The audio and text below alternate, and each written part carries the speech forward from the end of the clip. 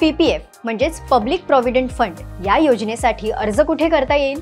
PPF योजनेचं खातं तुम्ही ऑफलाईन आणि ऑनलाईन दोन्ही प्रकारे उघडू शकता.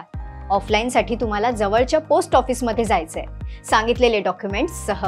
नॅशनलाइज्ड बँक्स उदाहरणार्थ SBI, bank of Baroda, bank of India आणि खाजगी बँक उदाहरणार्थ HDFC, ICICI किंवा ॲक्सिस बँक.